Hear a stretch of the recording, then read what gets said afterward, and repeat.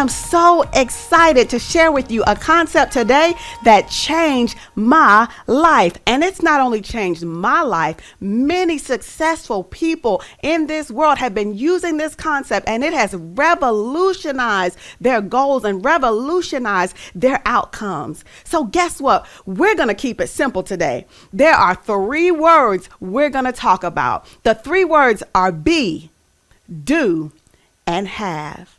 Now, let me tell you a story. I remember a few years ago, it was in the wintertime, and we had a plan to go on this cruise. And everybody knows during the winter is when you build your summer body. Yes. Okay, so I had this plan of what I was going to do, what I was going to have. I started picking out my bathing suits. I had a little workout plan and some things I was going to eat. But y'all, the plan was not planning. We were yo-yoing. We were up and down. It was not going the way I wanted it to go. And you know what? There were some days that I was feeling mighty low. I was feeling mighty down on that workout journey all by myself, trying to get my summer body together. And guess what? The principle that we're going to learn today, it applies to all areas of life. But we're going to come back and visit this story, and I'm going to tell you one way that it worked for me. So be, do, and have. And yes, in that order. Is there a period behind each word? Absolutely, and is. So what does that mean? A lot of people switch the words around, have and do and be. And they think, oh, if I could only have this relationship. Oh, if I could only have more money. Oh, if I could only have X, Y, and Z, then I would do. Or people think about what they would do. Oh, I want to start a new business. I want to work on a passion project. I want to go on this vacation. And they rarely think about the be. Who am I being? And some people flip the order and they say, I'm going to do this, this, and this, and then I'm going to have X, Y, and Z, like on our first slide, slide number 1. And they think that if I have this, then I'll do this and I'll be happier. You know, if only I had more money, I could do X, Y, and Z, and I would be at so much more peace. But guess what? We found that most of the time it does not work that way. Dr. Maltz, who wrote Psycho-Cybernetics, was a surgeon. And you know what he said in his book? He said that even though people would go through and get the surgery that he would do for them, they would walk back out the door and still have the same mindset that they had before they got what they said they wanted. They were thinking, oh, I'm going to get this surgery. I'm going to look so good, and I'm going to have this, and I'm going to be sexy, and I'm going to be desired, and I'm going to be more confident. And guess what? After the surgery, they weren't. You know why? Because they never changed their mindset. And inside their brain, even though the outside variables changed, they were the same. That works in reverse as well. So we're going to talk about the flip version. Be, then do, and then have. You know what? It's so important to understand that the being part is your beliefs and your thoughts. Who are you being? What are you being? The do part, those are your actions and those are your habits. What do you do? What do you do consistently? And the have part is your results, and it's also your goals or your outcomes, which we'll show you briefly on the slide. So there is your be, do, and have. That's what they mean. They need to be in that order. They have to be in the right order to work. So y'all, back in 1999, on February 14th, right around 2:15 p.m. on a Sunday afternoon, there was a guy who had been seeing me for a few days, but I had never seen him before. And on that day, around that time, he came and slid on beside and sat down with me and introduced himself. And guess what? He had already seen me. He had already peeped it. He already had an idea of who he wanted me to be in his life. But if he would have walked over me and was like, what's up, girl? I've been da-da-da-da-da, hugging me and holding me and trying to kiss me, oh, we would not be where we are today, which is married for 18 years. You know why? Because he had to follow the steps and put it in the right order. Somebody say, put it in the right order. So what do you need to do to evolve? Why is this important? This is important because maybe you have some goals that you have reached, but maybe you have greater goals that you have reached, bigger things that you need to do, or maybe you haven't been reaching all your goals, but you're doing the work and you can't figure out why. I know sometimes people have a goal and they're working on the goal. Say, for example, saving money. I know I need to save money. I can't figure out why. I keep having a plan. I know why I should do it. I know what I should do. I'm trying, but it's not working out. You know why? Because their identity has never shifted to a person who saves money. So when it comes to be, do, and have, it is so important that you shift to the be part. The be needs to be first. And what does that mean? That means that who I am needs to match what I want to receive as my result. Who I am needs to match my required result. So if I say I am a millionaire, then I need to think, what actions do millionaires take every day? Who do I need to become to manifest millionaire status? That is so important to find out. Who is the person that you need to be to accomplish your outcomes? Because if it's not matching, it's hard to consistently do that. So if you want to be a healthier person, who is the person that I need to be to manifest my goal of being healthier?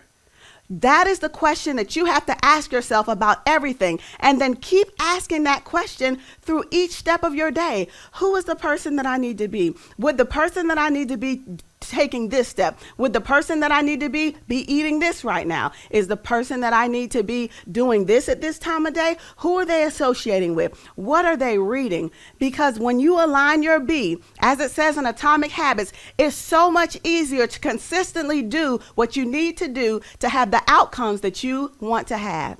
Again, when you align your identity, when you break down the Latin words, it is your beingness. Who you are consistently being. That's what it means. Your identity is who you are consistently being. When you match your identity with your end goal, it is so much easier to be consistent. So much easier. Like if you said, hey, would you like a cigarette? It's easy for me to be consistent and not smoke because it's not who I am. I'm not a smoker. But if a person was, it's harder. It requires more effort if they didn't want that cigarette to say no. But when you align your identity with the goal, it is easier to more consistently follow your behaviors, your actions, your process so you can manifest the outcome. Now, some people may say, well, what do you mean? You mean I need to change? Is that real? Is that authentic? Like, am I being fake if I'm doing that? Absolutely not. You are changing and evolving into your best self, into your best you is a wonderful thing. So make sure you look at that as I am evolving into the best person that I need to be. I'm evolving into a successful and even more successful person. I'm evolving into a healthier person. I'm evolving into a more educated and equipped person. I know a young lady, y'all, she was 19 years old and homeless, living out of her car at 19 years old. She started a company. A technology company. And guess what? Later on, the young lady who was homeless sold her company for $250 million. Not $250,000, $250 million. But you know, one key thing is that her circumstances didn't change who she decided to be. I am wealthy. I am a millionaire. I am a billionaire. And I can do X, Y, and Z. My goals are this. So I need to become that. And so in becoming that, she created an empire. She created an entire organization that was sold for $250 million. So it doesn't even matter where you are right now. It doesn't matter if you say, well, I'm not this. How can I be that? What you need to do is the steps that we're about to cover next. So on our fourth slide, I'm going to go over these 4 steps for you. This is how you can increase your being. So to be more, so you can do more, so you can have more. These are some of the steps that you need to take. Now, also keep in mind that this can work in the opposite way. If you're not having what you want to have, maybe you're not doing what you need to do, and ultimately, maybe you're not being who you need to become. One of the things that I learned is the journey that you're going on in life requires you to become. Becoming is a part of life. We all need to strive for continual growth. If you have a growth mindset, our growth is not just one and done. We are consistently evolving. We are consistently becoming. You know what? Even if you have $1 million company, the mind that it took to make that $1 million is not the same mind it takes to take that company to 50 million, to 100 million, or to $1 billion. Maybe you are an opportunity or a job where you make $100,000 a year. Guess what? It requires a different mindset to make $500,000 a year in that opportunity. So wherever you are, maybe you're a wife and you're thinking, I want to be a better wife. I would like to do this so I can have this. You still have to implement some strategies to change and evolve your identity and who you are being to get a better outcome. So here are 4 tips that you can use to get a better outcome. The first one is find out what the people that are honorable, that you respect, that have that outcome already are doing. Because one day I heard my mentor say that a lot of people walk around wanting to have what somebody else had, but they have no idea what their thought process was to get it, what their beliefs were to get it. So you need to learn, what are the beliefs? What was the mindset? I'm all about mindset. Many of you have been following me. You know that I use neuroscience and biblical principles to help people to renew their mind and to reprogram their subconscious so they can achieve the success that they truly want in life. Because guess what? It always starts inside and then the change manifests outside. You've heard this before, but now you have another way to apply it. Number 2, acquire more information so that you can change your beliefs. The way that we acquire new beliefs is by receiving new information. So if you want to believe something new, if you want to shift who you are and shift what you think, what you're thinking about, how you're manifesting things in your life, then we have to change the thoughts and the knowledge that's coming in our brain. That may be books for you, audio books. That may be a great coach, a mindset coach, or many other types of coaches. That may be a conference for you.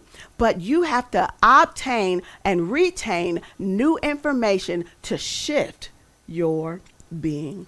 The third thing is reprogram your subconscious mind. You know, the subconscious mind runs on autopilot 90% of the time. Do you know what that means? That means if your brain was a plane, it actually is programmed negatively since childbirth, since you were born. Your brain has mostly been negatively programmed. 90% of the time, you're running off your subconscious mind.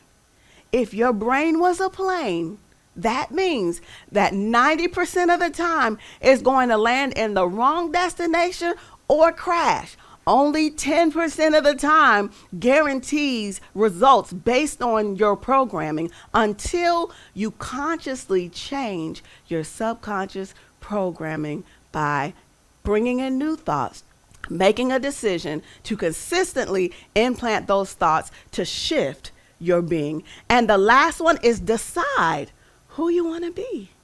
You get to decide. When you wake up in the morning, make an intention for your day. Today, I'm going to be peaceful. Today, I am going to be productive. Today, I am going to be loving. Today, I am going to be disciplined. Every morning, you get to make an agreement with how your day is going to go. Set an agreement for your day. Set an intention for your day. Because you can choose to be not only for your big goal, but you can choose to be every day. You can choose to be every hour. You can choose to be with every decision. Choose your identity. And the last thing that I want you to know in closing is that you don't get what you want. You get who you are. You don't get what you want. Just because you want it doesn't mean it comes. You get who you are. This is an opportunity to evaluate that and line up who you need to be, want to be, and desire to be with your actions and your outcome. I am so excited for you to utilize this principle and for your life to change. And guess what? So you know that I apply these principles for my summer body that we talked about at the beginning of this video. And when I applied those principles and said, hey, would a healthy person do this? Would a healthy person eat this? Would a healthy person get up and work out today? What would a healthy person do? And I became more consistent with my behaviors, with my activities, and it was even easier to not just feed my flesh and eat all the cake and ice cream and all the wonderful things that I enjoy eating that I did not need at that time. And I accomplished the goal, and I looked amazing. And guess what? Whatever your goal may be, whether it's relationships, whether it's in your finances, whether it's in your entrepreneurship, whether it's in your own mindset and your personal well-being or your physical health, you can achieve those goals. And I encourage you to implement this principle in the right order: be, do, and have. And I cannot wait to hear about your amazing outcomes. Thank you for watching.